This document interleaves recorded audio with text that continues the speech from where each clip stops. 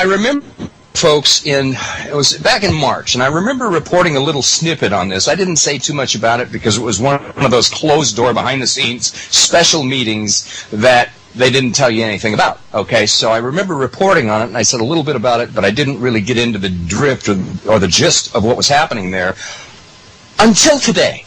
Okay, because it has now crossed my desk. Actually, it's crossed my computer screen, but it has now surfaced because of some of our congressmen who have a conscience. Okay, the ones that have a conscience, that have a heart, that have some semblance of humanity, were so horrified what they saw or what they heard at this particular meeting that the information has now been leaked.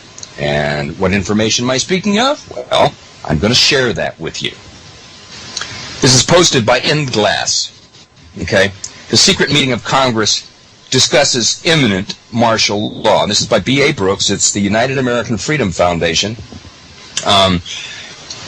When am I speaking? I'm speaking that about a secret closed-door meeting that took place March 13th of this year of the United States House of Representatives in Washington. And I remember reporting on this, folks. I couldn't tell you anything because there was nothing to tell.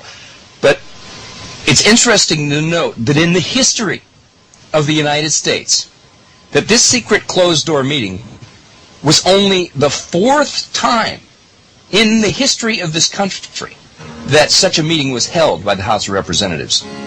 Now, when we get back after the break, I'm going to go into a little bit about this meeting, and I'm going to tell you what was revealed. So stick with me. Michael Herzog, The American Awakening, coming to you live from the Midwest. We'll be back in 3. Even though representatives are sworn to secrecy by House Rules number 17, some of the members, probably very few, I might add, were so shocked, so horrified, so furious and concerned about the future of America by what was revealed to them inside the secret meeting.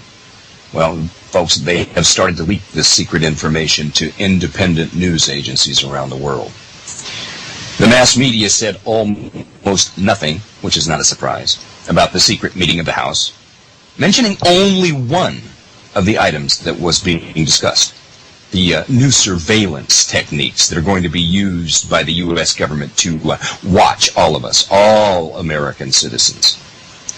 The story was first released in a newspaper out of Brisbane, Australia, curiously enough, revealing the contents of the secret U.S. government meeting and plans for America, including all of its citizens. Yes, folks, us.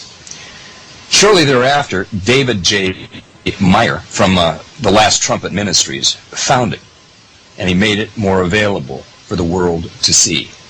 Now, hold on to your seats, folks, because this is what has been revealed about that meeting. Number one, and this is not something, as I go through these with you, some of this is not going to come as any surprise to you, the awakened citizens, okay?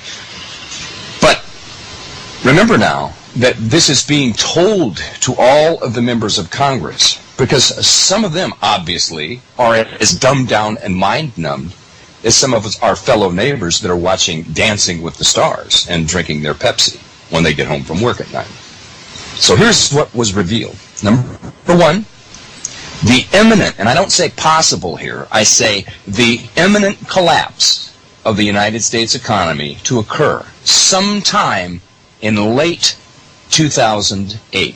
Now, for those of you who listen to Bob Chapman on Tuesdays, or you've talked to Robbie Noel, or you've had any conversations or listened intently to John Stadtmiller's show, or if you go into kitco.com or watch Blue, not a secret to anybody. This has been going on for quite some time, but it's been escalating of late. And then, of course, we have the CDOs, we have the hedge funds, we have the Bear Stearns debacle, we have these members that are these fall guys that are being arrested for it, similar to the Enron scandal. And they're going to turn around and blame somebody for it. But the fact is that, according to this meeting, the imminent collapse of the United States economy to occur sometime in late 2008. All the more reason why Ron Paul should be getting the nomination for the election, because it doesn't make any difference whether it's Obama or McCain. This is what's going to face him. But That being said, okay, the next one is the imminent collapse of the United States government finances sometime around mid-2009. Okay, so let's not, we can rule out the infrastructure inside this country falling apart because the lapdog Congress, including the Democrats, continue to keep allotting more and more money for this occupation of Iraq, which is a waste of $2 billion a week at the expense of all of the programs that they have initiated throughout the history of this country, whether it be for schools or welfare or whatever it is, okay, or roads, or everything is going to waste. Everything is going to hell in a handbasket because of this occupation, this insane occupation. Next one, number 3. The possibility of civil war inside the United States as a result of the collapse. Now, what are they talking about here? They're talking about rioting. Are they talking about food rioting? Well, we could put that on the list of possibilities, as I spoke with you just a few minutes ago about, I wonder, as I looked at this receipt, as I spoke about earlier in the show, where they're sending a warning out right out of a mainstream multi-state grocery store talking about the food that they sold to us, most likely, or is contaminated with these specific dates on it, and to give it back. And one of the things that went through my mind is, what is the average ignorant American doing when they look at this? Do they have a clue what's going on here?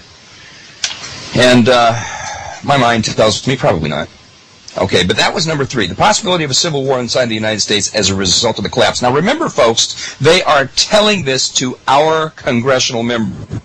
And there was a very few of them, who were shocked, horrified, furious, and concerned enough, which means they had conscience enough to leak this story. But listen to number 4, because this is what really, really disturbs me, folks. And as my listening audience knows, this has already happened to me, to my family, because my family no longer lives in this country. I'm not talking about my original biological family. Yes, they still live here, but I'm talking about my wife of 4 years that I married back in 2004, who we have had to extricate from this country. But here's one that's very, very serious.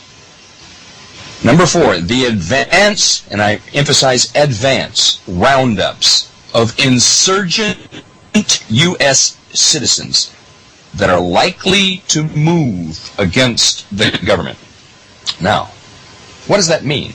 Likely to move against the government. How do they define move? Are they talking about taking up arms?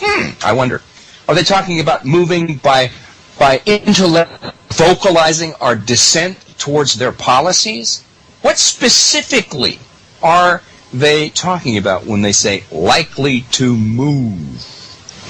And then, of course, number 5, it goes on to say the detention of those rounded up at the Rex 84 camps constructed throughout the United States. That's number 5. Number 6, the possibility of public retaliation against members of Congress for the collapses. Well, now let me... Now this is, and I want to emphasize, if I were to move against the government for a collapse of our economy, for public retaliation against members of Congress for the collapse, and I want to emphasize who would be in my sights for something like that? If I were, I'm not going to, folks, I want to clarify, but if I were, Nancy Pelosi would be right there on the top, because I remember her campaigning for her position, her congressional seat back in early 2006, talking about George Bush. He needs to be impeached. We need to stop this Iraq war. And once she got elected, all that was off the table. And yet we've had the one, Congressman Dennis Kucinich, who's put forth these impeachment articles both towards Cheney and Bush, and Nancy Pelosi has swept him under the rug. Can you say bought off and compromised? I can. Let's see, that was number 6, I believe. Okay.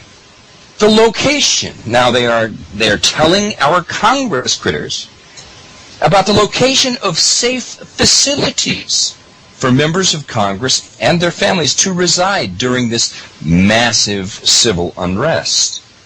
So they're giving them a place to go. They're telling them that there's going to be the possibility of public retaliation against members of Congress for the collapses, and they're giving them the location of safe facilities for members of Congress and their families to reside during this massive civil unrest. And of course, then they go on to tell them the necessary and unavoidable merger of the United States with Canada and Mexico, establishing the North American Union. See, so this is their